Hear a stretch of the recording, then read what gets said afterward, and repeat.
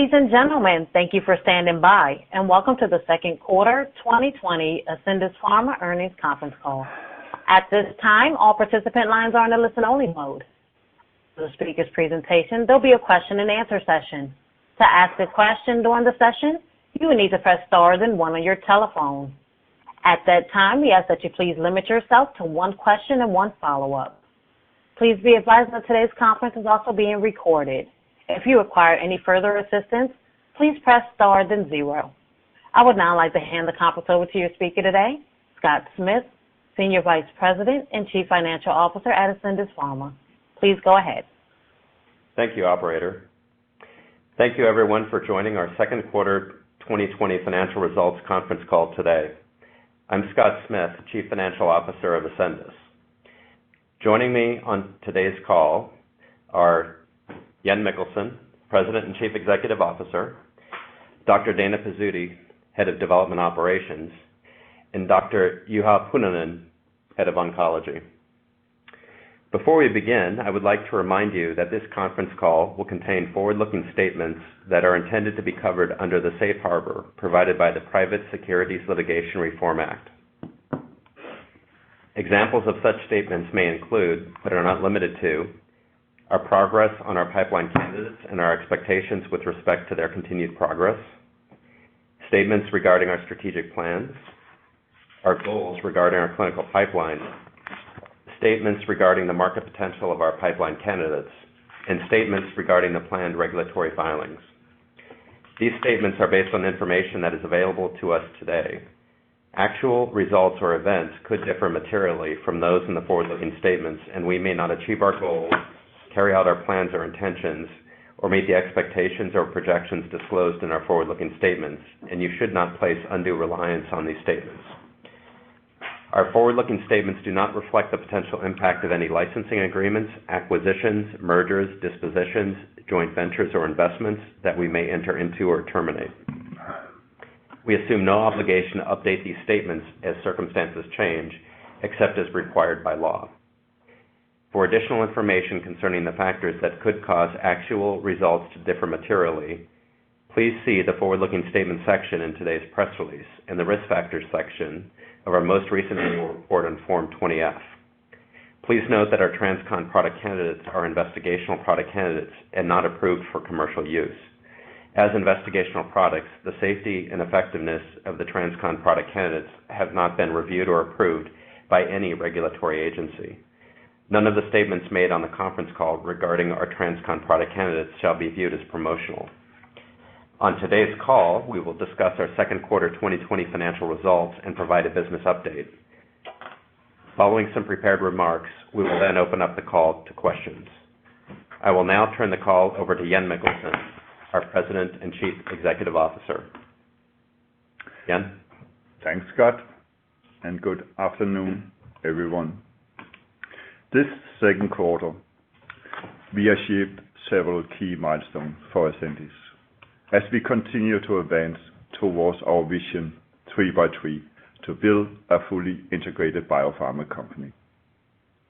We submitted our first BLA to the FDA for TransCon growth hormone for the treatment of pediatric growth hormone deficiency in June. The BLA submission was completely in line with our stated 2020 corporate goals, and it moves Ascendis another step closer to become a fully integrated global biopharma company. To see our first TransCon technology product, TransCon growth hormone, progress from the idea stage through 3 phase 3 clinical programs, covering over 400 subjects, and into a regulatory filing, which also includes our autoinjector, makes me proud of what we have achieved. But we are not stopping here. What makes Ascendis unique is that we are a global company with a broad, diversified pipeline, where all product candidates are created with the TransCon technology platform. With the TransCon technology, we are able to leverage the validated biology of existing drug and create highly differentiated product candidates. by identifying significant unmet medical needs with well-defined clinical strategies, studying the science underlying the disease, and applying our TransCon technology to an existing clinically validated parent drug or pathway, we are able to create a new product candidate solving the unmet medical need. Starting with known biology, we are able, quite simple, to create highly differentiated products with large commercial potential with an expected high success rate. To achieve our goal of sustainable long-term growth, we will continue our algorithm of building multiple high-value product opportunities in endocrinology, rare disease, oncology, and a third therapeutic area. The BLA filing for TransCon growth hormone in the US is just one more milestone for Ascendis towards achieving our Vision 3x3 strategy to be a leading biopharma company. We also continue to execute across other areas of the company. Let me update you on some of this recent development. For TransCon growth hormone, after the BLA filing for the treatment of pediatric growth hormone deficiency, Ascendis received a positive opinion from the Pediatric Committee of the European Medicines Agency, PEDCO, on its agreement with the proposed Pediatric Investigation Plan, or PIP, covering children from 6 months to less than 18 years of age. We are pleased by the PEDCO decision because we believe it reflects the unique product features of TransCon growth hormone, which enabled the long-acting release of unmodified somatropin. By releasing unmodified growth hormone, the same molecule as daily growth hormone or endogenous growth hormone, the TransCon technology is designed to leverage both the direct and indirect effect of growth hormone in the same balanced way as daily growth hormone has for decades. To our knowledge, the approval of our PIP is the first time PEDCO has concluded that a development program for a long-acting growth hormone treatment support the clinical development in children. With the approval of the PIP, we are on track for filing the MAA or Marketing Authorization Application in Europe this quarter, instead of the planned Q4 2020 filing. To establish global clinical reach for TransCon growth hormone, we continue to advance on several fronts.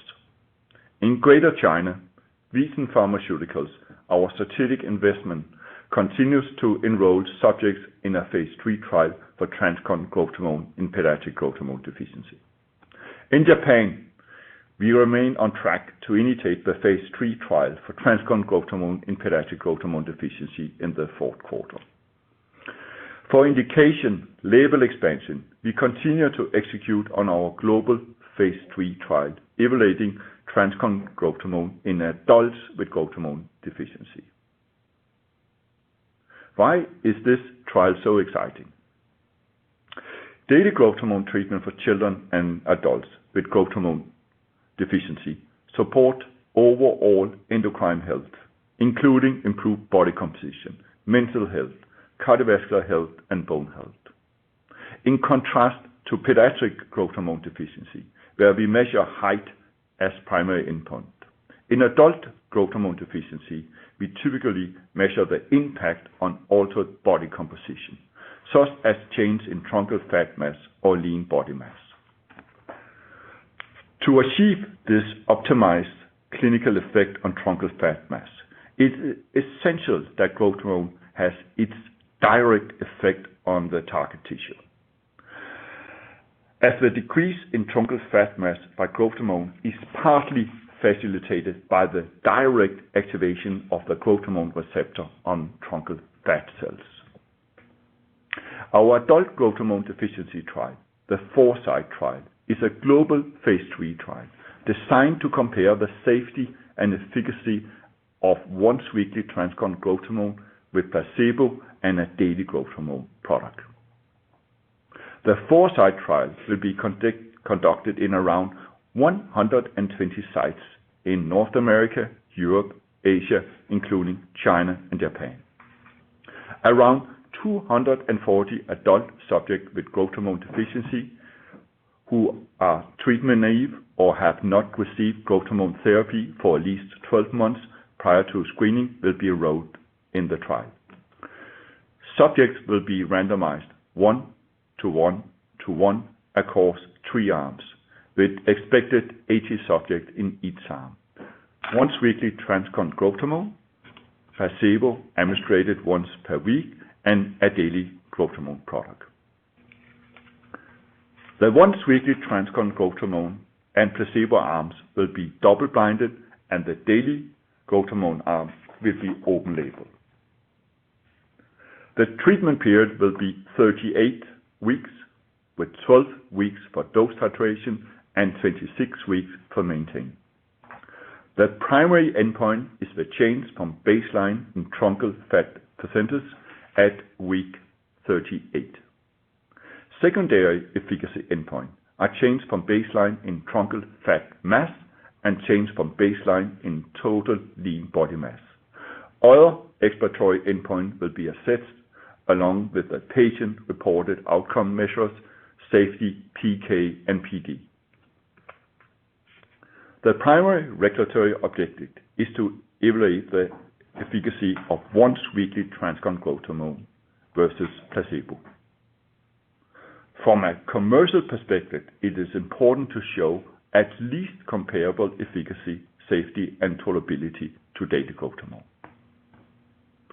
Adult growth hormone deficiency is the least penetrated market segment for growth hormone, with well-documented adherence challenge and health challenge.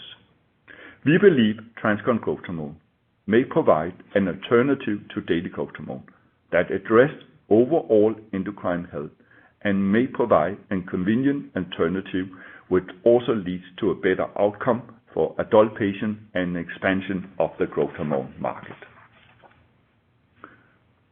Moving to TransCon PTH. The data we have reported from the 4-week fixed-dose double-blinded period of Part Forward in April 2020, combined with the additional data we reported this afternoon, demonstrated for the first time, we believe, the potential to transform the lives of people living with hypoparathyroidism with a hormone replacement therapy. Earlier this year, in April, we reported top-line data from the 4 weeks fixed-dose double-blinded portion of our phase 2 Part Forward trial, which demonstrated that TransCon PTH has the potential to replace the standard of care activated vitamin D and calcium supplements. The data reported to date support our view that TransCon PTH could replace standard of care. In just 4 weeks, 80% of subjects on TransCon PTH removed standard of care compared to 50% on placebo, even if subjects were kept to a fixed dose of TransCon PTH. In our open label extension trial, subjects are allowed to optimize up and down their TransCon PTH dose, so we expect that additional subjects may be able to remove standard of care. We have been pleased to see all 58 subjects in the open label extension trial are continuing in the trial at the 6 months point. These subjects have continued regardless of baseline pill burden, severity of the disease, and whether they had a response or not in the 4-week portion. We believe from this excellent retention that there may be some positive effect of PTH itself, independent of historic pill burden and other biochemical parameters that we have reported out. What we have not known is where PTH therapy may improve quality of life for the patients.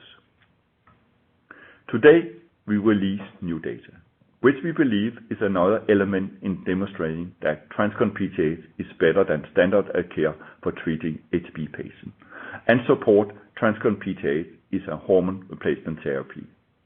It is the first time, to our knowledge, that a treatment for hypoparathyroidism has demonstrated a statistically significant improvement in quality of life compared to placebo in a double-blinded controlled trial using the SF36 Health Survey, a commonly used and validated non-disease specific PRO instrument for overall assessment of health and well-being.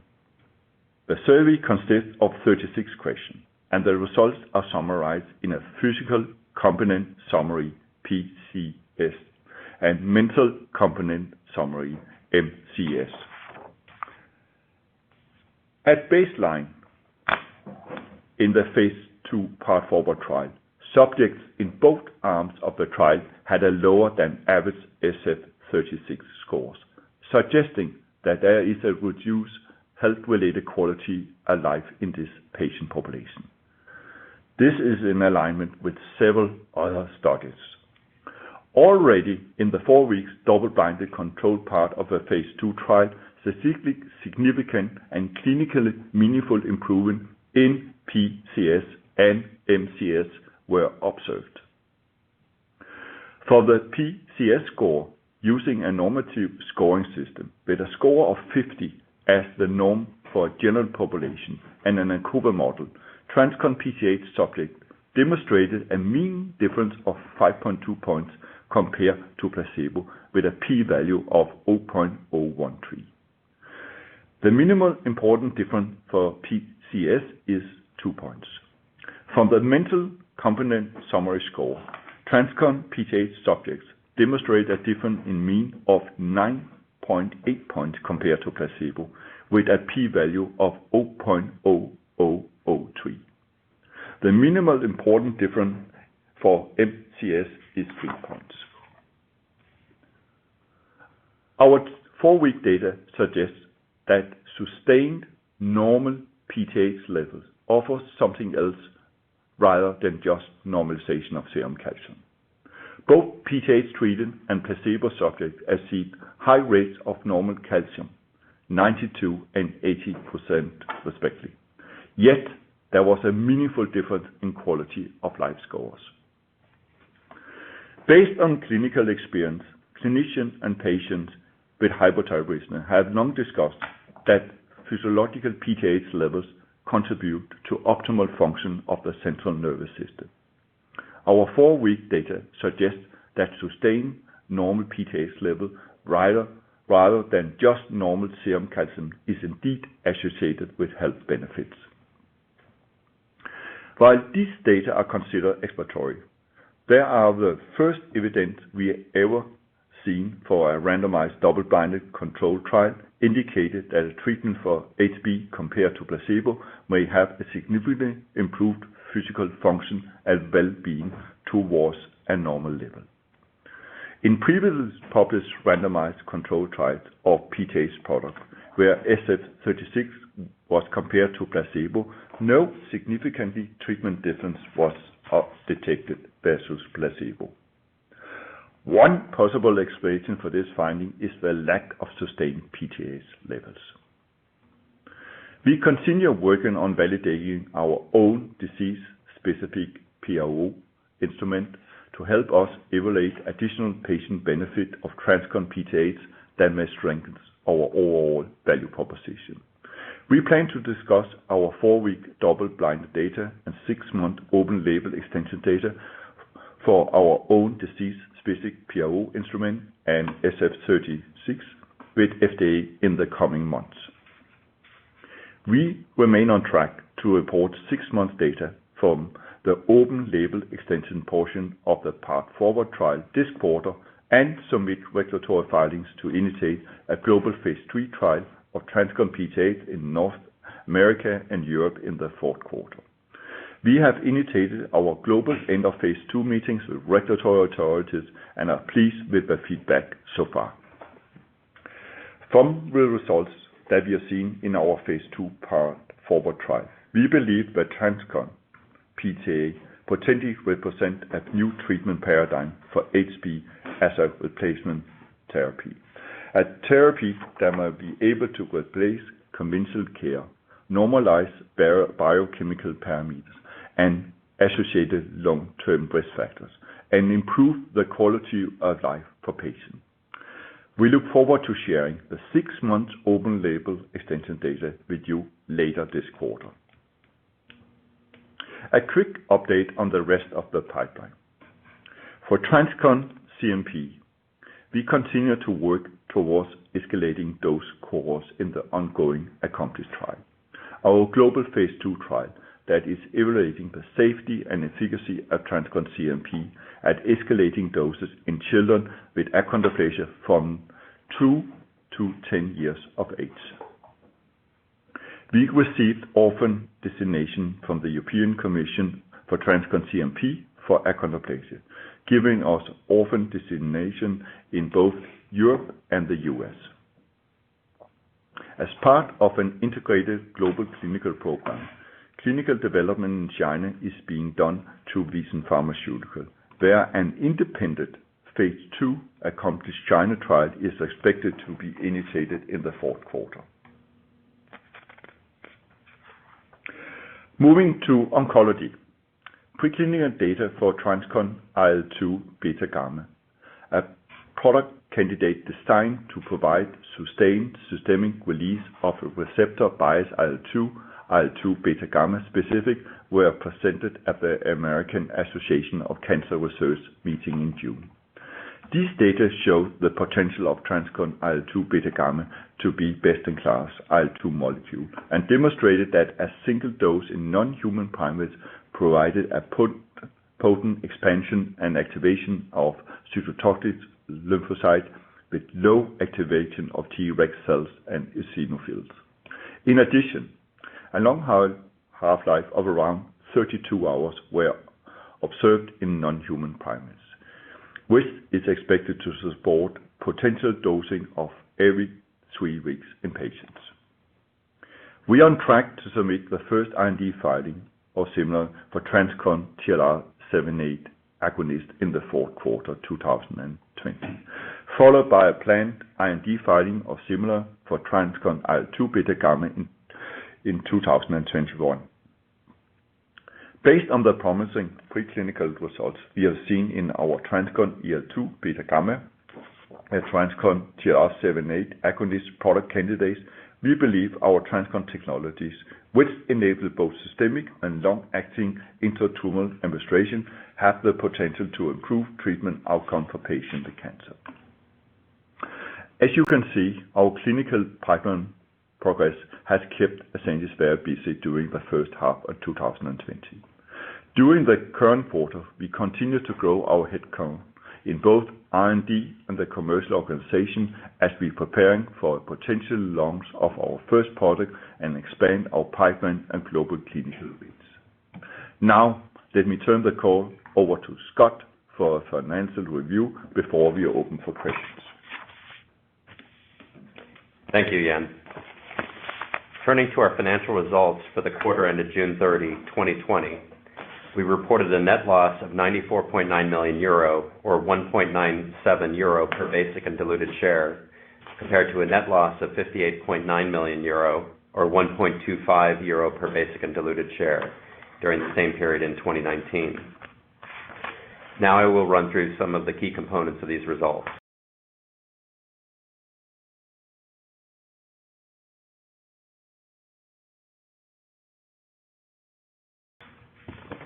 Research and development costs for the second quarter were 63.6 million euro, compared to 43.8 million euro during the same period in 2019.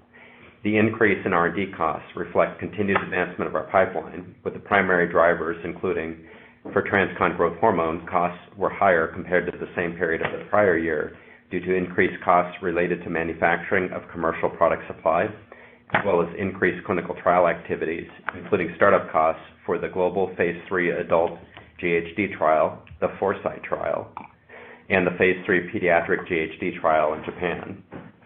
And for both TransCon PTH and TransCon CNP, Costs were higher primarily due to increased clinical trial and manufacturing costs. We also saw higher external costs related to the continued build-out of our oncology therapeutic area, and across all programs, an overall increase in personnel-related costs. Selling, general, and administrative expenses for the second quarter were 20.8 million euro, compared to 11 million euro during the same period in 2019. These higher costs primarily reflect an increase in personnel and related costs, as well as expenses associated with the continued build-out of our commercial capabilities.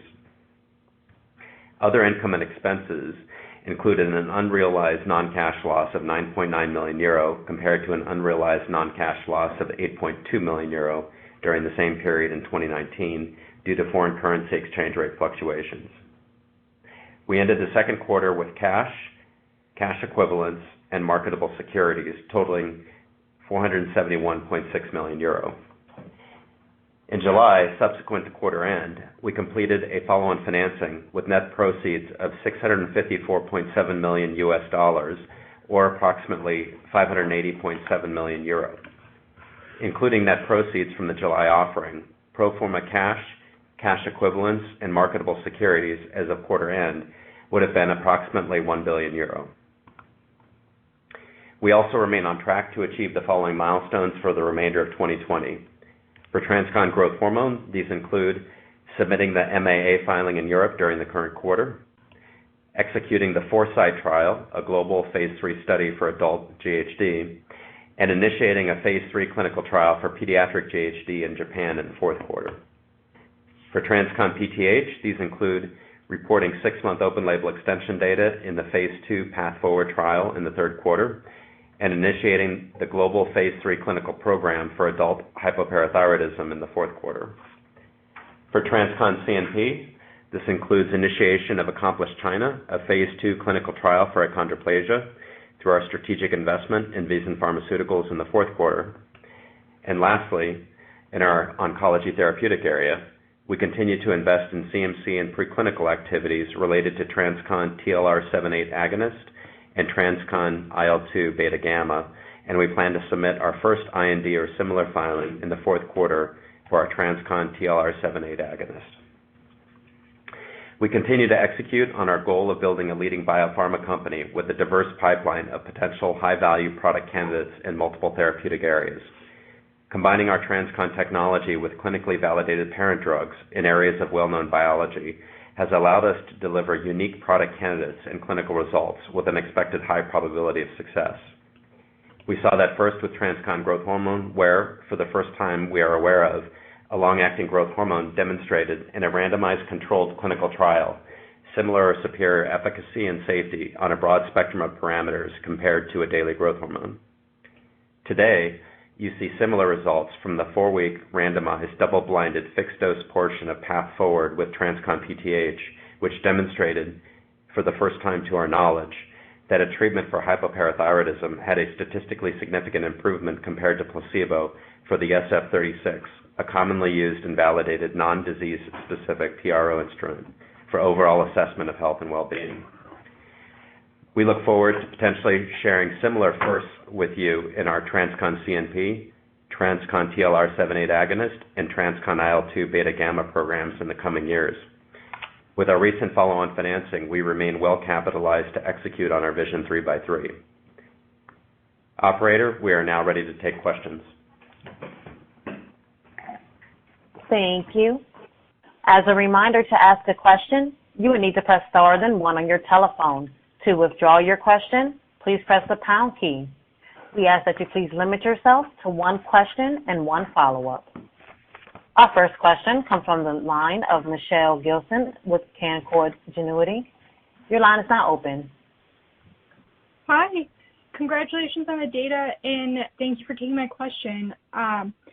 I know it's not apples to apples because of the duration of treatment and the baseline, but perhaps you can expand a little bit on some of your comments about this being the first trial to show a difference in quality of life or SF36 results in a randomized placebo-controlled study. And maybe specifically you can help us understand if there's a comparison to be made with the results from the REPLACE study, which showed that Natpara treatment did not result in a statistically significant improvement in either of those domains compared to placebo? Thanks, Michelle. Why we really are so excited about the data is because we basically had been missing something. Because then when we started our TransCon PTH product, we had a long discussion about how do we really describe the severity of the disease.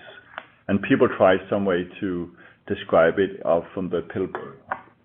And when we look on the patient demographic that we have enrolled in our phase 2 trial, some of the patients is definitely being placed in the group of mild, taking low amount of activated vitamin D, taking a low amount of calcium supplement. And then we have the more moderate, and then we have the severe. But what we saw, because all the 58 patients now is past the 6 months step, and then we know the burden of daily administration. But still, patients are staying and not dropping out. And typical, I have seen many trials, typical, I would expect in open label extension, we will already have seen a lot of drops out. Why are all the, and then you can say, including the mild patients, there must be something else which we cannot just get from biochemical analysis.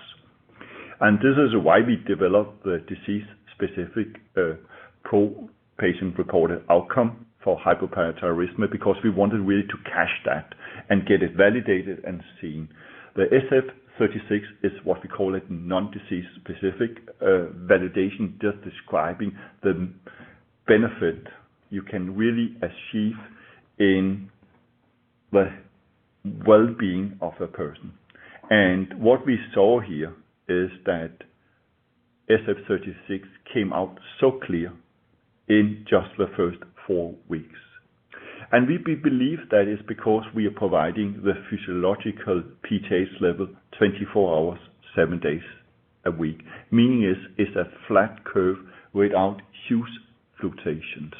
And this is why we believe other product has not been possible to show an statistic significant change in SF36 when they have a double-blinded period. And I actually believe this is just talking about the strengths of the product opportunity, but I think perhaps more important for me and Ascendis is we really see the benefit that the patient get. We see how they really are changing their life. They are coming and adapting more to a normal life because they get the right hormone replacement therapy. Great. And just as a follow-up, are you planning to report the PRO with your 6-month data later this quarter? And just moving forward, when we do get those data without a placebo arm in the open label extension study, how should we think about interpreting the PRO or SF36 results? I think we both have the SF36 results, but Dana, you can comment about our... Right. Yeah, as far as our own PRO instrument, the HPES, we've already submitted to the FDA the documentation to get that validated by them. And so it's really not so much to look at the individual, groups and how patients did, but more about the instrument itself, how it behaves, how predictive it is. And, as we've talked about before, there were the two major aspects of that, which was the symptom side of it and then the impact side. So we're pretty excited that, it seems to, function quite well. But the thing is that it's not validated. And the reason that we came forward with the SF36 was because, it's a validated instrument, again, not specific for hypoparathyroidism, but, well established in terms of, patient well-being, as Jan mentioned. And so, we'll be able to sort of correlate, actually, both of those scales as we go forward. Now, the issue that we're going to have in interpreting the 6-month data is that there's no control arm beyond the first 4 weeks. So we can follow and see how patients do, and based upon what we've seen so far with patients, as Jens said, staying on the trial, we would expect nothing less than a maintenance or an improvement in the 4-week results we got, from either the SF-36 or the HPES data as well. So, again, we will be looking at that very closely once we finalize the 6-month data in all of the 58 subjects that are still in the trial. We have never had any doubt there was a reduced health-related quality of life in patients with hypoparathyroidism. There is multiple publications that's showing that. But what is the interesting part for me from a high-level scientific perspective is that it looked like this level can be independent on calcium levels. And this is where I think that what we're seeing more and more, it is potential and direct CNS effect that is providing this benefit related to health-related quality of life. And this is what we would like to sustain further with both our own PRO, but also continue measuring SF-36.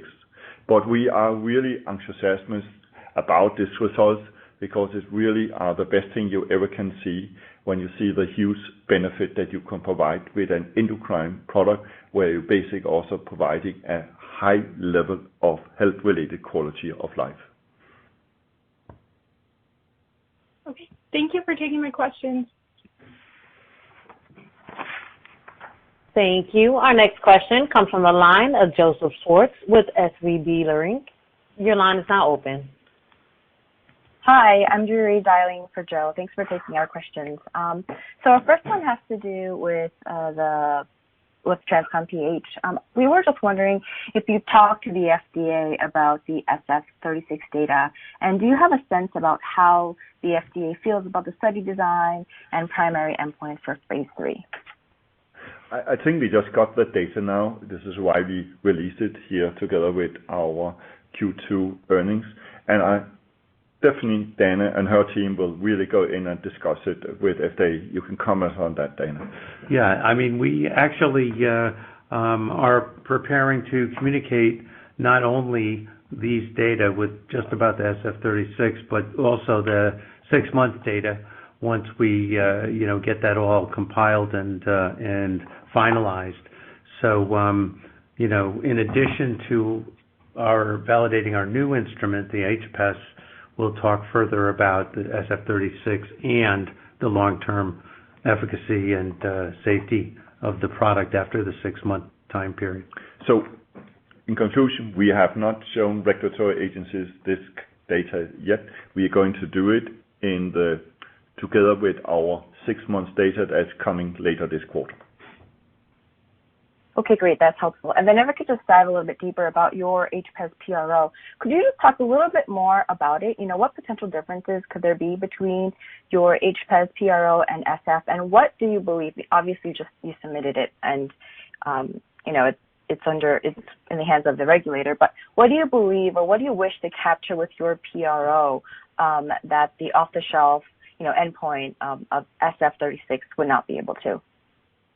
Well, I think that the major difference is that this has been developed and sort of validated in hypoparathyroidism patients, right? And so SF-36 has been around for quite a while. It's been used in all sorts of therapeutic areas for sort of looking at how the patients react or respond to therapies. So what we were able to do, though, as we look at the different, for instance, the symptoms, many of them that are sort of more prominent or more of a problem in patients who have hypoparathyroidism. So, CNS things around remembering and concentration, which are the big things that patients tell us about, this brain fog and things like that. So we asked specific questions about that, and then as well, other like less CNS related, symptoms are also, part of the different queries that we make to the patients. And so that's the symptom side, and then on the impact side, then it becomes a question about, so how much better or worse are you with respect to your sort of general physical activity, okay, your ability to work, your sort of mood, and then also your, social relationships. So those are like the different parameters, like on the impact side. But again, the big difference is that it's validated in patients with hypoparathyroidism. Thank you. Our next question comes from the line of Josh Schimmer with Evercore ISI. Your line is now open. Hey, thanks for taking the questions. I have three of them. First, on the Foresight trial, can you describe the dose and titration schedules for the weekly and daily treatment arms? For the CN, actually still on the growth hormone market, you had indicated that the adult growth hormone market is underpenetrated. Maybe you'd talk a little bit more about the unmet need, the symptomatology, and the benefits that they could derive from a convenient growth hormone option. And then when do you think we're going to get a clearer sense on the TransCon CNP candidate profile in terms of its differentiated effect on growth specifically in patients? Thank you. Let me start with your last question. It's a good question.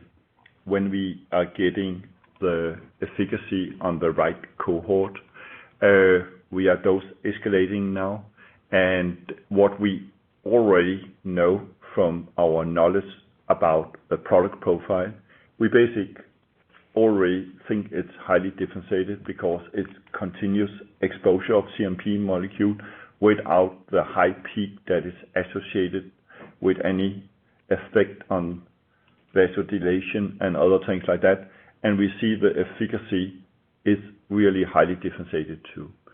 When we will see the impact on this highly differentiated product opportunity in the clinical trial, we'll see when we are going to a stage in our dose escalation cohort that we're finding the right dose that is providing and what we call high meaningful efficacy, not only related to high, but also related to potential other comorbidities. I will hope and expect, but I don't know. I hope we will see that in a time where the next 6 to 9 months, but I cannot guarantee that because I do not know which one is the right cohort where we will see the effect that we want to have. Related to adult growth hormone deficiency is a quite different patient population that you basically see in growth hormone deficiency in pediatric, where many of the adult patients are coming from a complete different background, meaning there's only 15 to 20% that basically are coming from the pediatric growth hormone deficiency. Many of them are coming from the cancer setting, oncology, coming from trauma and other places where they have a decreased amount in growth hormone. This area is basically underserved. There has been a lot of different surveys about what is the penetration. People are talking about 15 to 20% is really getting treated of the total patient population. So it definitely is a possibility to both help a lot of patients in adult growth hormone deficiency because it's very hard for them to adhere to the daily injection, and we can move them over to a once weekly dosing. Typical and what we wanted to do in our Foresight trial, which are built in such a way we have in 1-to-1-to-1 randomization, because we think it's not only important to show that we are better than placebo from a regulatory perspective, but the real product out there is daily growth hormone. So we want to be sure that we at least get the same efficacy as daily growth hormone. And in the site, how we titrate them up, you titrate them up in the same manner that you will see with daily growth hormone, where we start on a low dose because the issue is how to get the body to adapt suddenly to have growth hormone again. And when the body is getting used to that, you basically can titrate up to what I call a normal IGF-1 level. Great. Thank you very much. Thank you. Our next question comes from the line of Jessica Fye with J.P. Morgan. Your line is now open. Hey guys, good afternoon. Thanks for taking my questions. On the new PTH data today, I'm curious if the 4-week SF36 results or the HPES results track with the biomarker and supplement withdrawal components of the primary and key secondary efficacy endpoints in Path Forward. Essentially, were the responders on the primary and secondary more likely to benefit on SF36 or HPES than the non-responders? And related to that, it sounds like you're saying that some patients benefited meaningfully on quality of life, even if they did not meet the responder criteria for some reason. And if so, I was hoping that we could dig into which element of the responder criteria seemed less important for quality of life. You alluded to calcium in response to an earlier question. Was that serum calcium or urinary calcium?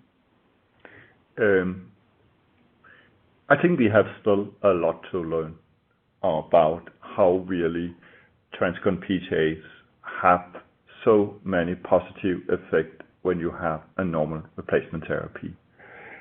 What we could not see any clear correlation was reflecting a serum calcium and any kind of the parameter related to quality of life.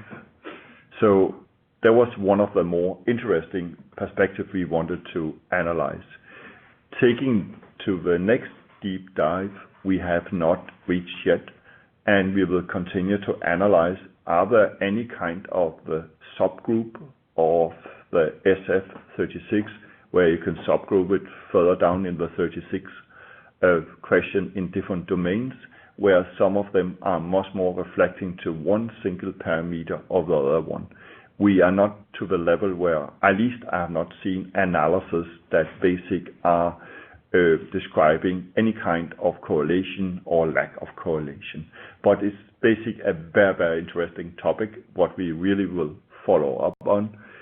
What we basic are coming from is that what we see in our SF36 is also some of the same positive trends that we're seeing in our disease-specific PRO. So I think there is a great alignment in the data. Okay. And following up on that, do you see any possibility of changing the planned phase 3 endpoint to SF36 or HPES? I actually believe when we look in our primary endpoint, we actually will include such a parameter potential as a key secondary element, which are a great way to also have an opportunity to isolate and be ensuring that we can either build it on our patient-specific PRO, but we can also include an element as SF36. So definitely we have a chance, but we are not thinking on building it into the primary endpoint, but basically take it up as a key secondary endpoint. Okay, great. And last one, maybe a quick one. Is it possible to refine when in the third quarter we can expect the 6-month Path Forward update? It's not so many months left now in the third quarter now, so I actually think that there will be there is only 1 month left now, basically September, so it will be in the next 4 to 6 weeks. Okay, thank you. Thank you. Our next question comes from the line of Jim Birchenough with Wells Fargo. Your line is now open. Hey guys, congrats on another strong update. Couple of questions. I guess first, maybe not to nitpick on data, but just on the mental component of the SS36, it just seems like there's a pretty substantial decline in the placebo group from baseline to week 4. Is that an expected natural history? And is the drug result statistically superior to the baseline of the placebo? I'm just trying to understand if the decline in the placebo contributed to the results. I have not got any feedback, Jim, that indicates that the decline anyway should be reflecting any kind of the treatment outcome there. So I have not seen that part in this. But what you will see is that everyone has been normalized to the 50 account, and I think that is where we see the norm general population. So when you have the number, you basically transform it into a normalization. Got it. Okay. Yeah, it just looked like the baseline was at around 47 for placebo and then dropped down to maybe 42. And that was part of the delta with the treatment effect at week 4. So I was trying to understand that a bit better. Exactly. But I think this is how you make the different domains and then make it over in a summary scheme where you normalize it to a norm scheme. And this is where you basically will see this kind of difference coming in. Got it. Okay. And then just in terms of, going beyond the 6-month data this quarter, the interactions with regulators, when should we hear back on the results of those interactions? And is breakthrough designation part of the discussion? So currently we are only discussing with regulatory agencies our first 4-week data. There was the fixed-dose double-blinded part. And in this discussion, we had not even included our SF36 data. What we have discussed is how do we look about our 4 weeks data, which basically are proving one single thing, that we have replacement therapy. The regulatory feedback, where we have got regulatory feedback now from the US, we're getting in beginning of September regulatory feedback for different European agencies. And out from the feedback we got from US, the basic are understanding, yes, this is basic is in replacement therapy. I believe there is an essential data packet that will come up when we can come and discuss and send in our 6 months data, in addition of the element we have from our SF36 for the first 4-week double-blinded period, and also our disease-specific PRO, which we also will include as soon as we have got the 6 months data. And maybe just one final question, just on the adult growth hormone deficiency.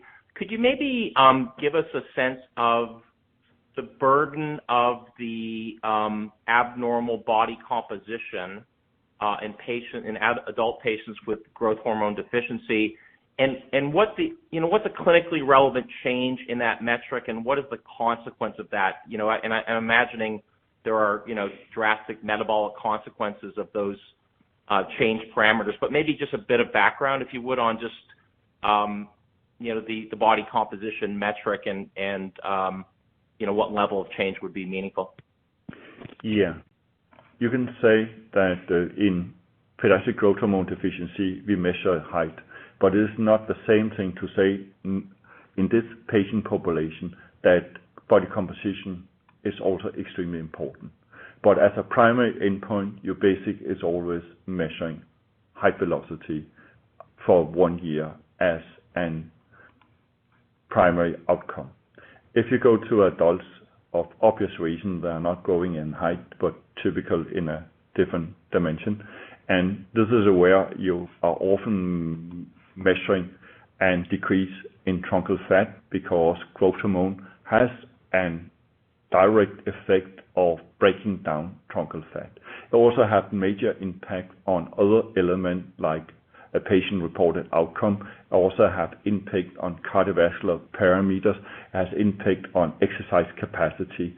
But from a traditional perspective, how it always have elevated as a primary outcome growth hormone treatment, it has been done in a pediatric population by height velocity, and in adult population on the decrease on truncal fat, typical as a percent or absolute amount and increase, and secondary something like increase lean body mass.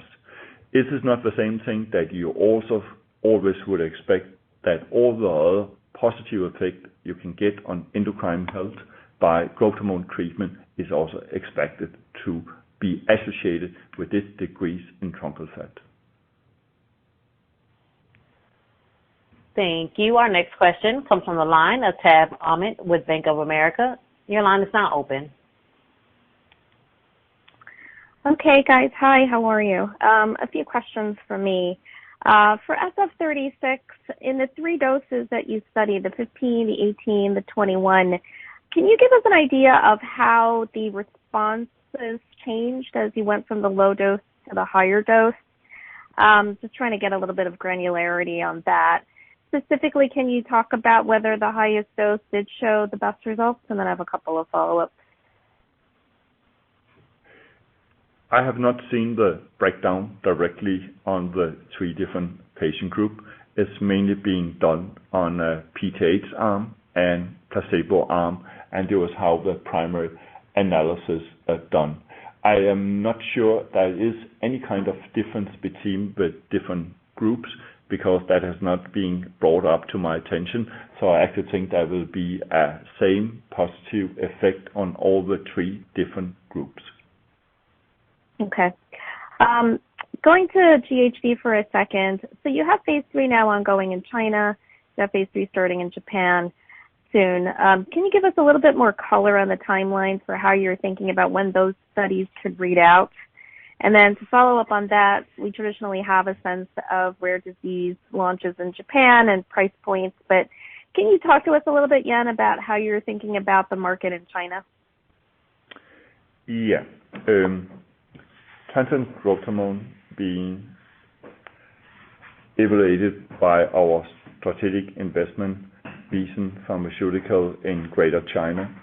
They are in a situation where they are enrolling patients. They expect that in the end of first quarter next year, it will be fully enrolled, and therefore you can basically expect that after 12 months you will see, and some months to clean data, you will see the endpoint.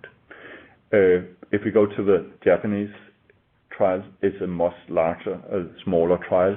The Chinese trial is about 150 patients. In Japan, it will be much less. And we will start to enroll this patient group here in filing the ASND equivalent in Japan end of this year. The growth hormone market in Greater China and Japan are interesting because it's basic number 2 or 3 single largest market. And the growth hormone market in China is as typical dominated a lot with a local player, where there is one company that's providing, I think, the vast majority of the growth hormone. And what is interesting is that we can come in this interesting market, which are very different compared to a traditional Chinese market, because 75% of that is basic, not in the hospital segment, but basic are a direct payment from the caregivers. So it's very different market compared to the general segment. And size of it is pretty large. Our best estimation is about $600 to $700 million is the established Chinese market now, and actually growing really large every year. The Japan market is nearly in the same size, and also have been pretty well established for many years. So when we think about TransCon growth hormone, and really we want to be the leading brand, we want to be the leading brand on a global manner. This is one of the reasons why we have hired a person like Jesper Højland, which are coming from a global commercial background and want to implement our rare disease endocrinology products on a global basis. Some of the countries we will go direct as the US and selected European countries. Other places you will see we use our innovative way of really building up a strategic alliance where we at the same time can be part of really getting the value that we are creating like we did with Vision Pharmaceuticals in Greater China, and you will see this kind of way of thinking be implemented in a lot of other geographic regions where we accept that we need to have local knowledge, local people, really to make it to a leading brand.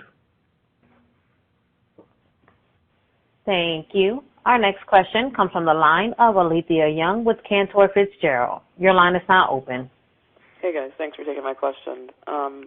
A couple. One, can you talk a little bit about, why you kind of decided to focus first on TLR 7 and 8 versus maybe like IL-2? I just wonder if there's anything you're seeing preclinically or commercial that kind of makes you think about the landscape. The second question is, talking a little bit about the CNP trial, has it been potentially impacted by COVID, or is it just an element of dose escalation? And then my third question is just, have you gotten any feedback from the FDA on the growth hormone submission since you filed probably about late June? Thanks. Yeah, let's start from the backlog of your question, because then I can easily remember them. So you're right, the 60 days period have passed, and Dana, please inform. Well, right. So the agency has confirmed that they filed it. But we're still waiting for the Day 74 letter. So that will, disclose what the review period will be, whether they think we might go to advisory committee or any other issues they've identified. But they have confirmed to us that they've filed the application. Second question related to TransCon CMP. I don't think we have disclosed any kind of information about when we expect to have what we call the cohort where we expect to see our own expectation to efficacy.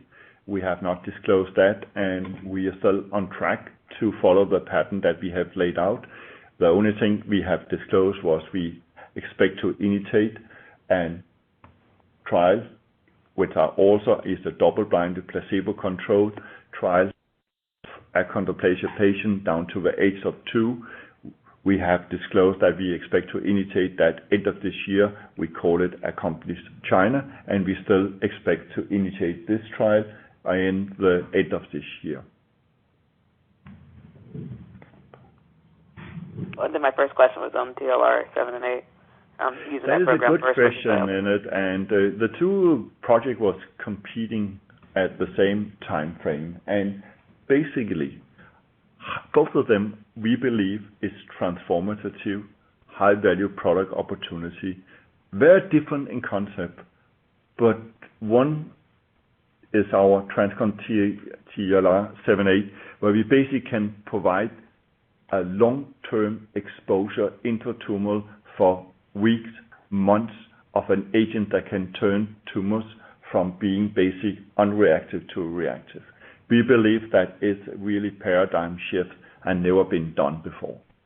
What we're doing with our bias IL-2, really believe that it's going to be a best-in-class product opportunity, move both of them up both to a unique position as our two first most advanced product opportunity in our oncology. That one is coming before the other one. It's basic out from the practical perspective is that we need to have a product opportunity being going to clinical operation, initiation of trial filings and other elements like that. And we will have one coming end of this year and the other one will come around 6 months after. So there's nothing that have changed for that. We are extremely enthusiastic on both of this product opportunity and continue to build up a unique pipeline in oncology.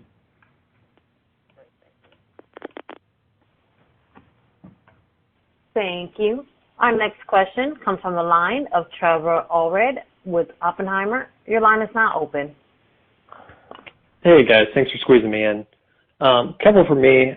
So following your recent capital raise, are you guys thinking about doing a M&A? And if so, what therapeutic category do you think you're focusing on? And then also, are you hearing anything about the pace of enrollment that Bison is having in China?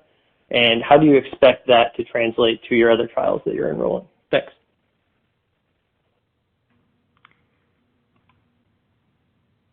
When we having our portfolio review, We just had it here now on our oncology pipeline. We're looking on these unique product opportunities we can build. We're thinking about how we have built Ascendis Pharma to the stage we are today.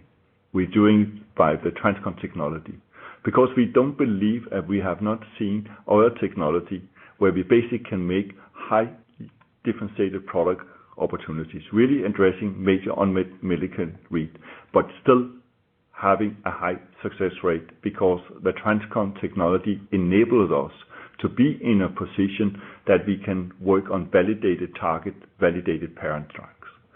Why should we ever go away from that and starting to be like anyone else? We have a huge competitive edge with our TransCon technology, and we will continue to build on the algorithm that has proven so successful, and because there are so many still low-hanging fruits that we can address. So I don't expect us to see and move into any kind of M&A era. Related to how we are executing in other geographic regions, for example, to our strategic investment in Vision Pharmaceutical, I think they have a very highly talented company set up, and they are working in the same standards as we do. They are working with the same dedication. So I actually believe they are coming, and you will see the same kind of results coming out of their pipeline with our product as you've seen coming out of Ascendis.